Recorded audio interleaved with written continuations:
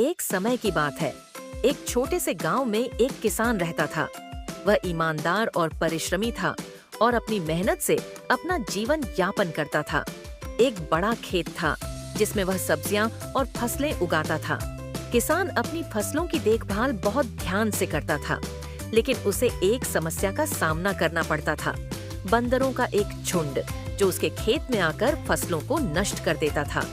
किसान ने कई बार बंदरों को खेत से भगाने की कोशिश की, पर हर बार वे लौट आते और उसकी मेहनत को बर्बाद कर देते।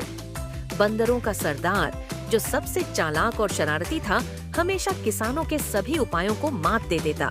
इससे किसान बेहद परेशान था और उसकी फसलें लगातार नष्ट हो रही थीं। एक दिन किसान ने एक योजना बनाई। उसने सोचा, अगर मैं इन बंदरों से दोस्ती कर लूं, तो शायद वे मेरी फसलें बर्बाद करना बंद कर देंगे। उसने खेत के किनारे एक पेड़ के नीचे बंदरों के लिए कुछ केले और दूसरी चीजें रखीं। बंदर जब खाने आए तो उन्हें देखकर किसान मुस्कुराया और उनके पास गया। वह बोला, मैं तुम्हें नुकसान नहीं पहुंचाना चाहता।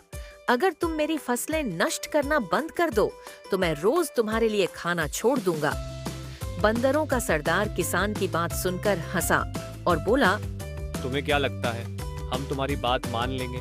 हम जंगल के राजा हैं, हमें किसी की परवाह नहीं। लेकिन कुछ बंदर किसान की बात से प्रभावित हुए और वे सरदार से बोले, हमने उसकी फसलें बहुत बर्बाद की हैं। अगर वह हमें खाना देगा तो हमें उसकी मदद करनी चाहिए। सरदार ने सोचा और कहा, ठीक है, हम एक मौका दे सकते हैं, लेकिन अगर उसने हमें धोखा दिया तो हम वापस आकर सब कुछ नष्ट कर देंगे।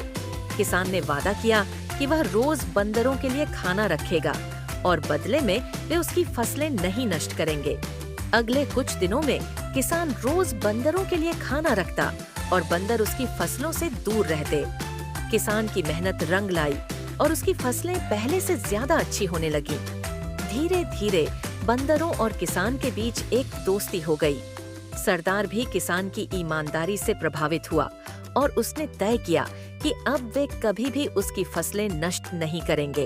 इस प्रकार किसान और बंदरों के बीच समझौता हो गया और दोनों अपने अपने जीवन में खुश रहने लगे। किसान को अब बंदरों से कोई परेशानी नहीं होती थी और बंदरों को भी रोज खाना मिल जाता था।